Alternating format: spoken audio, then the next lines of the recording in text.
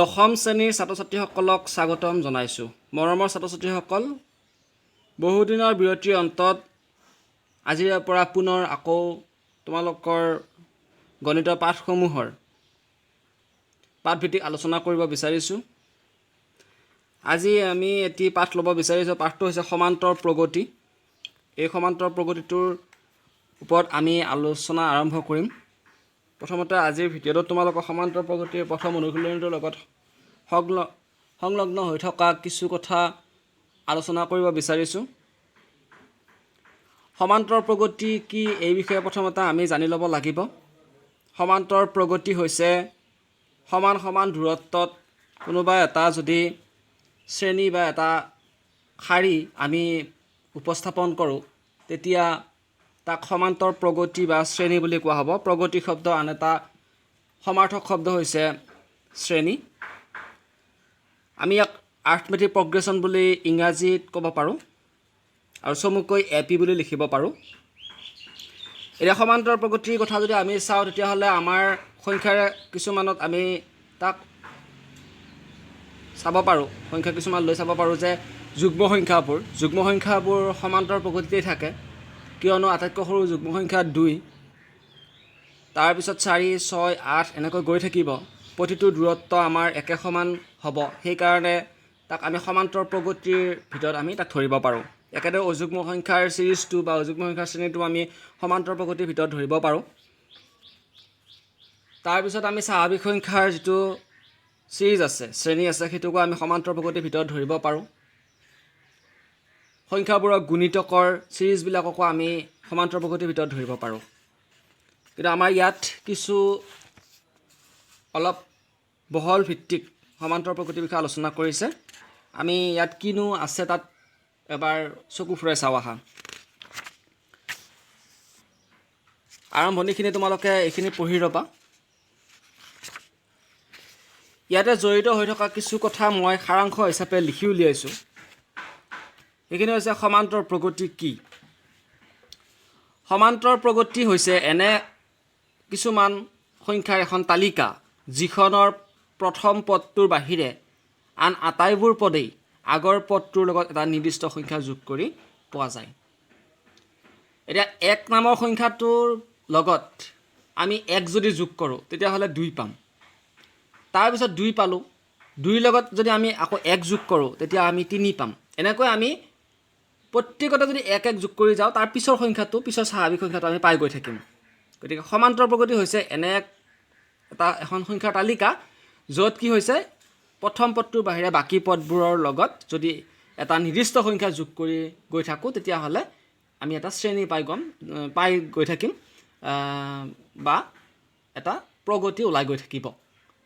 আৰু সেই প্ৰগতিটোকেই সমান্তৰ প্ৰগতি, সমান সমান অন্তৰত থকা প্ৰগতি বুলি কোৱা হ'ব।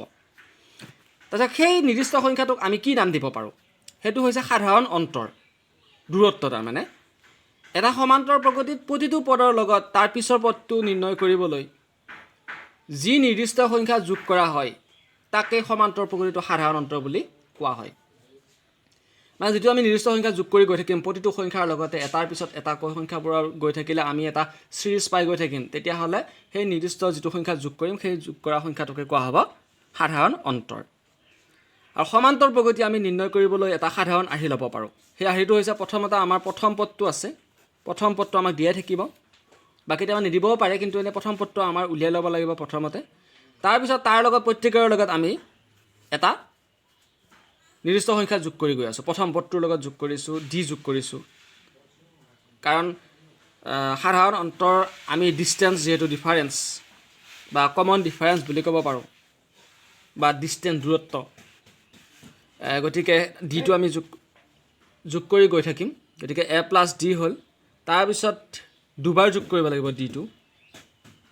দুবাৰ যোগ কৰিলে A + 2D হ'ব। তাৰপিছত আকৌ 3বাৰ যোগ কৰিম ডিটোক, A + 3D, এনেকৈ আমি গৈ থাকিম। A + 4D, A + 5D এনেকৈ গৈ থাকিম। আৰু এই সমান্তৰ প্ৰগতি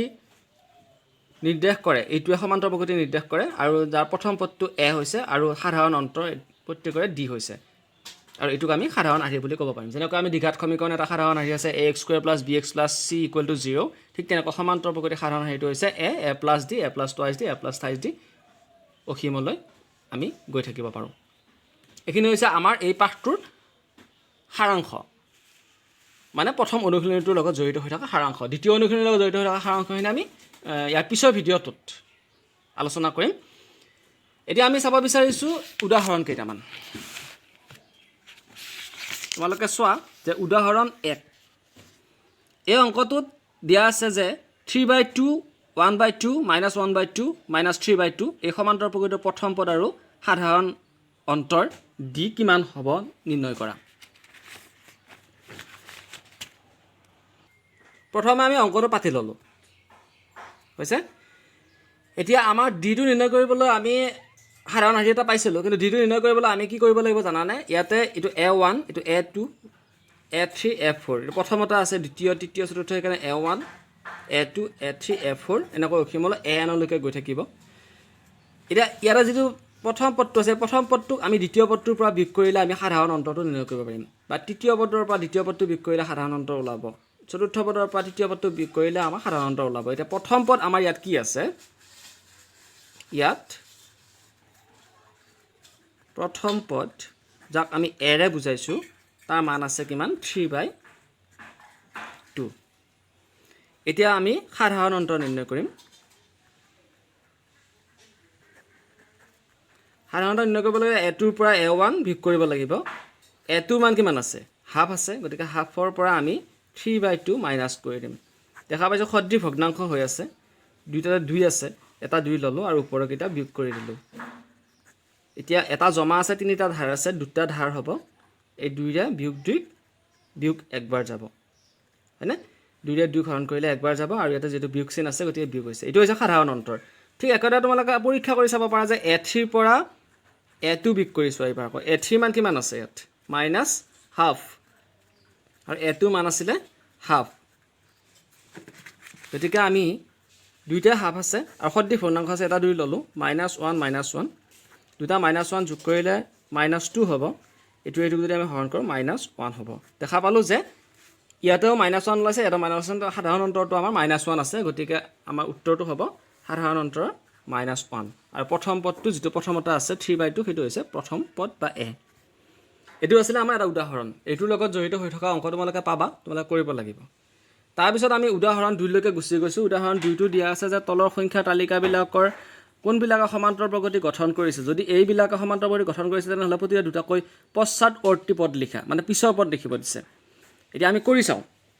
সমান্তৰ প্ৰগতি গঠন কৰিছে নে নাই। যদি সমান্তৰ প্ৰগতি গঠন কৰে তেতিয়াহ'লে সাধাৰণ অন্তৰ একে হ'ব লাগিব। সাধাৰণ অন্তৰ যদি একে নহয় তেতিয়াহ'লে সমান্তৰ প্ৰগতি গঠন নকৰে। প্ৰত্যেকৰে যদি বেলেগ বেলেগ ওলায় সাধাৰণ অন্তৰ, তেতিয়াহ'লে কি নহ'ব? তাৰ সমান্তৰ প্ৰগতি গঠন নকৰিব, আৰু নকৰিলে আমি তাৰ পিছৰ পদ উলিয়াব নোৱাৰোঁ। এতিয়া প্ৰথমটো আমাক দিয়া আছে 4, 10, 16 আৰু 22। আমি লিখিম যে সমাধান ইয়াত A1 = 4, A2 = 10, A3 = 16, A4 = 22। এতিয়া আমি A1 অৰ্থাৎ এৰ মানটো পালোঁ, প্ৰথম পদটো পালোঁ, প্ৰথম পদ দিয়া আছে 4। এতিয়া ডিৰ মান উলিয়াব লাগিলে A2ৰ পৰা A1 মাইনাছ কৰিব লাগিব। ডি মান উলিয়াবলৈ A2ৰ পৰা A1 মাইনাছ কৰিব লাগিব। A2ৰ মান দিয়া আছে 10 আৰু A1ৰ মান দিয়া আছে 4, গতিকে বিয়োগ কৰি 6 পাম। ঠিক একেদৰে তাৰপিছতো কৰিছোঁ, তেতিয়াহে আমি গম পাম যে সাধাৰণ অন্তৰ কিমান ওলাইছে। যদি একে হয় তেতিয়াহে হ'ব সমান্তৰ প্ৰগতি। গতিকে A3ৰ পৰা আমি A2 মাইনাছ কৰিম। A3 মান দিয়া আছে 16 আৰু A2ৰ মান দিয়া আছে 10, বিয়োগ কৰা 6 হ'ব, হৈছে। তাৰপিছত আকৌ চোৱা, আৰু এবাৰ চাব পাৰোঁ আমি A4ৰ পৰা A3 বিয়োগ কৰি চাব পাৰোঁ। D = A4 - A3, A4ৰ মান দিয়া আছে 22 আৰু A3ৰ মান দিয়া আছে 16, বিয়োগ কৰিছে 12ৰ পৰা 6 গ'লে 6, 1ৰ পৰা গ'লে 0। প্ৰত্যেকৰে আমাৰ সাধাৰণ অন্তৰ 6 ওলাইছে। গতিকে আমি এইটো সমান্তৰ প্ৰগতি গঠন কৰিছে বুলি ক'ব পাৰিম। দেখা গ'ল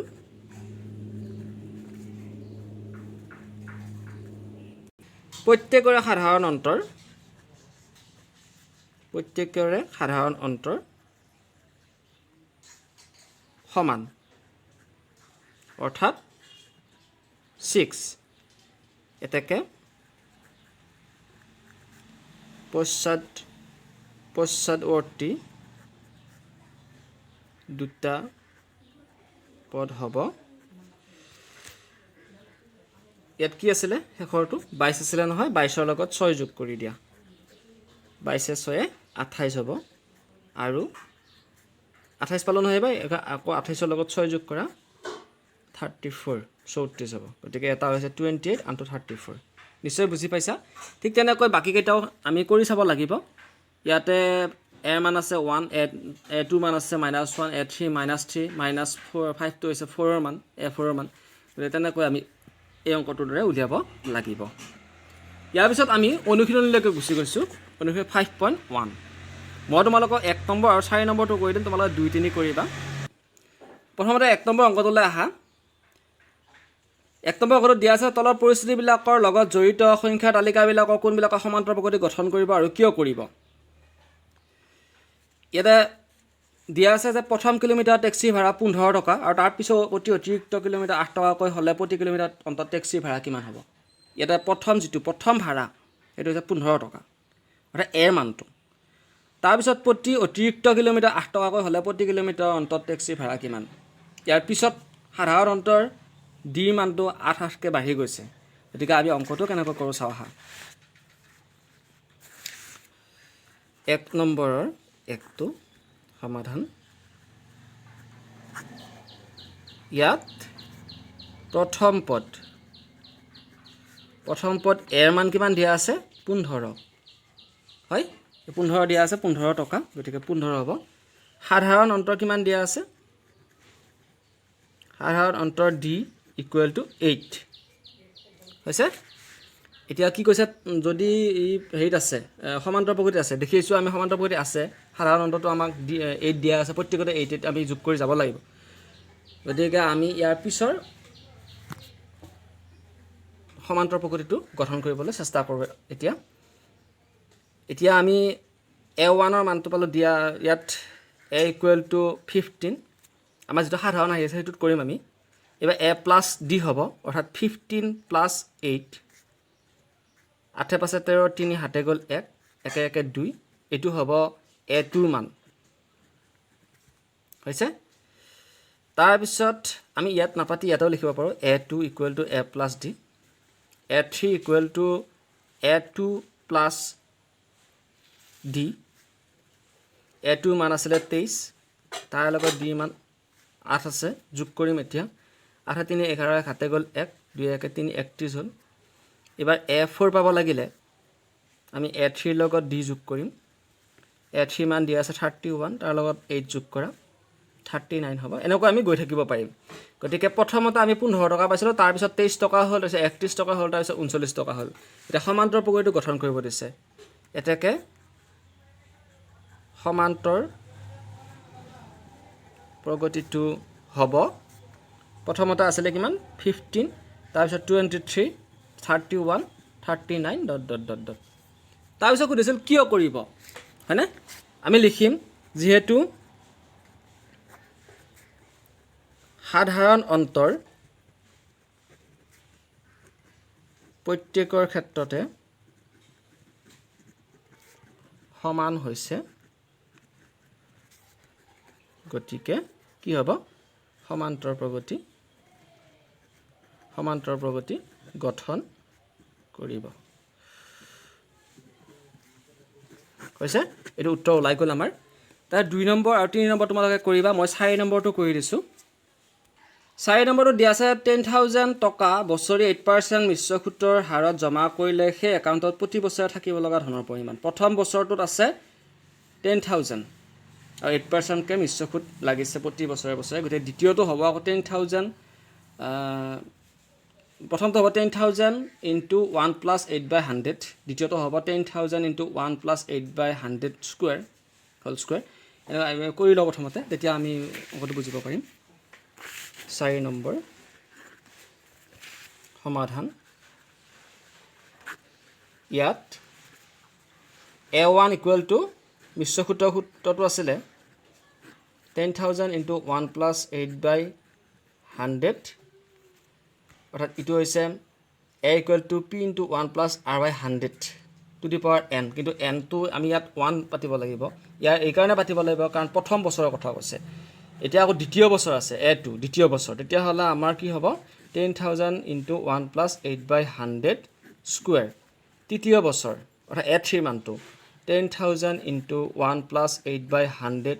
কিউব চতুৰ্থ বছৰ 10,000 into 1 plus 8/100 to the power 4 এতিয়া আমি প্ৰমাণ কৰি চাম ডিৰ মানটো ইয়াত নাই হয় নহয় আমাৰ ডিৰ মানটো নাই গতিকে আমি ডিৰ মানটো উলিয়াব লাগিব তেতিয়াহ'লে ডিৰ মানটো যদি উলিয়াব লগা হয় আমি লিখিম এতিয়া প্ৰত্যেকৰে ডি একে সমান হ'লেহে আমি সমান্তৰাল প্ৰগতি গঠন কৰা বুলি ক'ব পাৰিম হয়নে নহয় গতিকে সেইকাৰণে ডি ইকুৱেল টু A2ৰ পৰা A1 মাইনাছ কৰা A2ৰ মান কিমান আছিল এইখিনি আছিলে 10,000 into 1 plus 8/100 square minus 10,000 into 1 plus 8/100 তো কমন লোৱা দুই ঘৰতে 10,000 আছে দুইটা ৰাখিতে 10,000 লৈছোঁ আৰু 1 প্লাছ 8/100 দুই ঠাইতে আছে গতিকে 1 প্লাছ 8/100 ল'লোঁ লোৱাৰ পিছত ইয়াতে দুটা আছিলে নহয় তাতে এটা থাকিব মাইনাছ চিন বহিল আৰু ইয়াৰে 10,000 আহিল 1 প্লাছ 8/100 আহিল ইয়াতে 1 থাকিল 1 আৰু 1 কাটা গ'ল আমাৰ থাকিল 10,000 ইনটু 1 প্লাছ 8/100 ইনটু 8/100 এইটো 8/100 ৰৈ গৈছে গতিকে এইটো টকা দ্বিতীয় এইটো আমি সাধাৰণতে এটা উলিয়াব পাৰিলোঁ দ্বিতীয় বছৰৰ পৰা প্ৰথম বছৰটো বিয়োগ কৰি এটা সাধাৰণতে এইখিনি ওলাইছে ইয়াৰ পিছত আমি চাওঁ একে মিলিব লাগিব গতিকে মিলিলেহে হ'ব গতিকে A3ৰ পৰা এইবাৰ আমি A2 মাইনাছ কৰি চাম A3ৰ পৰা A2 মাইনাছ কৰিলে A3ৰ মানটো আছিলে আমাৰ 10,000 into 1 plus 8/100 cube minus 10,000 into 1 plus 8/100 square দুইটা ৰাখিতে আমাৰ কমন ল'ব পাৰিম আমি 10,000 আৰু 1 প্লাছ 8/100 কমন ল'ব পাৰিম ল'লে ইয়াত দুটা আছে ইয়াত তিনিটা আছে গতিকে দুটা কমন ল'ব পাৰিম ল'লে আমাৰ ইয়াত থাকিব 1 প্লাছ 8/100 মাইনাছ হ'ল আৰু ইয়াৰে গোটেইখিনি গুচি আহিল আগৰ ফালে কমন লওঁতে গতিকে তাত থাকিব 1 আৰু 1 কাটা গ'ল আমাৰ থাকিল কিমান 10,000 ইনটু 1 প্লাছ 8/100 স্কুৱেৰ 8/100 এইটো ইয়াত পূৰণ হৈ আছে এইটো টকা এতিয়া চোৱা A2ৰ পৰা A1 বিয়োগ কৰাওঁতে আমি পাইছিলোঁ 10,000 ইনটু 1 প্লাছ 8/100 ইনটু 8/100 কিন্তু A3ৰ পৰা A2 বিয়োগ কৰোঁতে আমি পালোঁ 10,000 ইনটু 1 প্লাছ 8/100 স্কুৱেৰ এইটো 1 প্লাছ 8/100 আছিলে ইয়াত স্কুৱেৰ হৈ গ'ল দুটা আছে ইয়াত 8/100 এইটো আৰু এইটো মিলিছে নেকি নাই মিলা নহয় গতিকে আমি সেইকাৰণে লিখিম যে এটাকে A2 minus A1 is not equal to A3 minus A2 সমান নহ'ল ডিৰ মানটো সমান হোৱা নাই এটাকে সমান্তৰাল প্ৰগতি গঠন নকৰে যদি গঠন কৰিলেহেঁতেন ক'ব লাগিলেহেঁতেন কিয় কৰে আৰু যদি নকৰে তেতিয়া একো ক'ব নালাগে আমি লিখিব লাগিব যে সমান্তৰাল প্ৰগতি গঠন নকৰিব বা নকৰে আমাৰ উত্তৰ ওলাই গ'ল 1 নম্বৰ অংককেইটাৰ দুটা অংক মই তোমালোকক কৰি দিলোঁ আৰু দুটা অংক তোমালোকে কৰিবা 2 আৰু 3টো ইয়াৰ পিছত আহিছোঁ আমি 2 নম্বৰ অংকটোলৈকে 2 নম্বৰ অংকটো আৰু 3 নম্বৰ অংকটো কৰি আজিৰ ভিডিঅ'টো সামৰণি মাৰিম ইয়াৰ পিছৰ ভিডিঅ'ত মই তোমালোকক 4 নম্বৰ আৰু ইয়াৰ পিছৰ অনুশীলনীটোৰ সাৰাংশখিনি আলোচনা কৰিম আৰু উদাহৰণৰ কিছু অংক তোমালোকৰ লগত আলোচনা কৰিম এতিয়া চোৱা যদি প্ৰথম পদ এ আৰু সাধাৰণতে ডি তলত দিয়া ধৰণৰ তেন্তে প্ৰতিটো এ পিৰ প্ৰথম 4টা পদ নিৰ্ণয় কৰা ইয়াতে 5টা অংক দিছে মই তোমালোকক প্ৰথমটো দ্বিতীয়টো তৃতীয়টো কৰি নিদিওঁ মই 4 নম্বৰ আৰু 5 নম্বৰটো তোমালোকক কৰি দিম আমাক প্ৰথম পদ আৰু সাধাৰণতে দিয়া আছে প্ৰথম পদৰ সাধাৰণতে দিয়া আছে আমি ইয়াৰ পৰা উলিয়াব লাগে গতিকে 2 নম্বৰৰ আমি 4টো কৰোঁ a ইকুৱেল টু -1 আৰু ডি মানটো দিয়া আছে হাফ সমাধান দিয়া আছে প্ৰথম পদ a ইকুৱেল টু -1 সাধাৰণ অন্তৰ d ইকুৱেল টু হাফ তাৰ পিছৰ পদবোৰ উলিয়াব লাগে গতিকে a1 equal to -1 a2 equal to a1 plus d a1ৰ মান কিমান পাইছিলোঁ -1 আৰু d মান পাইছিলোঁ হাফ গতিকে ইয়াত 1 আছে 1 আৰু 2ৰ লসাগু হ'ব 2 এই 1 আৰু 2ক আমি 2 বাৰ ডিভাইড কৰিব পাৰিম সেইটোৰ লগত -1 পূৰণ কৰিলে -2 হ'ল 2ৰে 2ক 1 টাইমছ যাব গতিকে সেই 1ৰ লগত 1 পূৰণ কৰিলে 1 হ'ব গতিকে আমি পালোঁ কিমান দুটা ধাৰ আছে এটা জমা আছে -1/2 a2 মানটো -1/2 পালোঁ এবাৰ a3 উলিওৱা a3 হ'ব a2 প্লাছ d হ'ব লাগে আমি বাৰু যেটো সাধাৰণ হেৰিটোত কৰিছো a1 প্লাছ টুৱাইছ d হৈছে a1 ৰ মান আছিল আমাৰ -1 2 ইনটু d মান আছিল 1/2 গতি 1/2 বহুৱাই দিলো এটো আৰু এটো কাটা গ'ল -1 প্লাছ 1 কিমান হ'ব 0 a3 মান ওলাল a4 a1 plus 28d a1 ৰ মান আছিল -1 আৰু 28d d ৰ মানটো ইয়াত বহুৱাই দিয়া এটো হ'ল -1 প্লাছ 3/2 আমি লসাগু উলিয়াম 2 -2 হ'ল 2 গুণ 2 হ'ল আৰু প্লাছ 3 হ'ল অৰ্থাৎ 1/2 আমাক কেইটা উলিয়াব দিছে 4টা উলিয়াব দিছে নহয় এপি গতিকে আৰু এটা উলিয়াব লাগিব এটো হৈছে a5 equal to a1 plus 4d a1 ৰ মান আছিল আমাৰ কিমান -1 আৰু 4 ইনটু 1/2 এটো কাটা দুবাৰ গৈছে এতিয়া -1 প্লাছ 2 ইকুৱেল টু 1 হ'ল আমি পাই গ'লো পিছৰ 4টা পদ উলিয়াব দিছিলে গতিকে আমি লিখিম এটাকে এপি প্ৰথম 4টা পদ প্ৰথমতে আমি যেটো আছিল হেতু লিখিম -1 তাৰ পিছত আছিল আমাৰ -1/2 তাৰ পিছত 0 আৰু হাফ আৰু এটা বহুৱাই থৈ দিয়া এটো আমি যেটো উলিয়াইছিলো 1 অসীমলৈ গৈ থাকিব এটো হৈছে আমাৰ অংকটো কৰাৰ ধৰণটো তোমালোকে ভালদৰে এবাৰ চাই লবা ভিডিওটো পুনৰবাৰ চালে তোমালোকে পাবা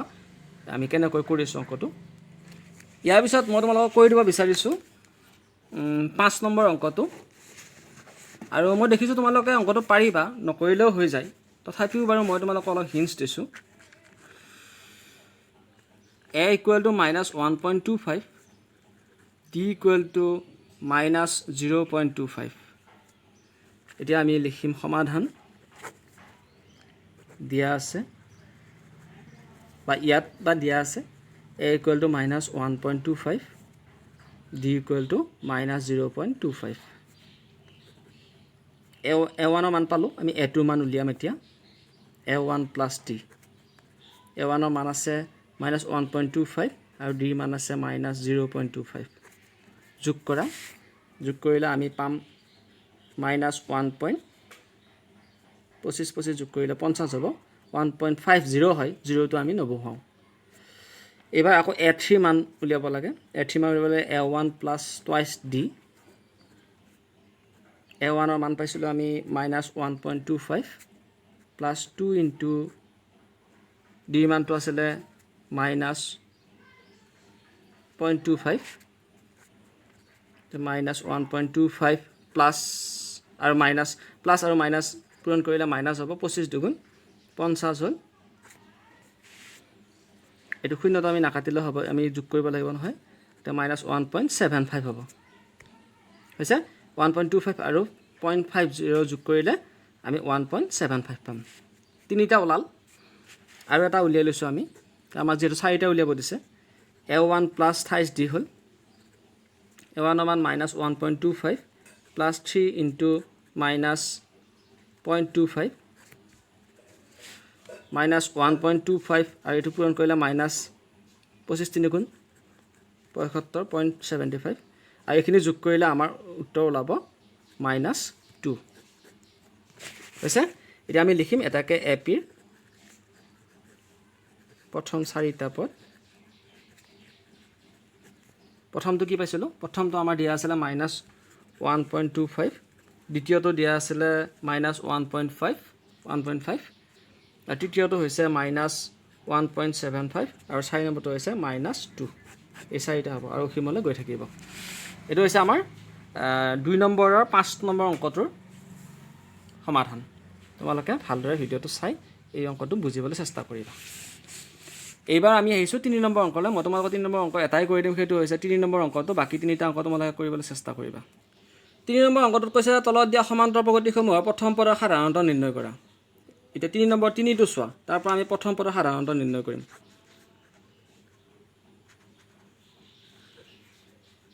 কিমান দিয়া আছে 1/3 5/3 9/3 আৰু 13/3 ... সমাধান ইয়াত প্ৰথম পদটো আমি পাইয়ে যাম যেটো আৰম্ভণিতে আছে প্ৰথম পদ 1/3 যাক আমি a ৰে বুজাও এবাৰ আমি চাম সাধাৰণ অন্তৰ d ইকুৱেল টু দ্বিতীয়টোৰ পৰা প্ৰথমটো বিয়োগ কৰা 5/3 - 1/3 আমি দেখা পাইছো ইয়াৰ কি আছে সদৃশ ভগ্নাংশত আছে গতে 3 হল 5 - 1 4/3 সাধাৰণ অন্তৰ 4/3 হ'ব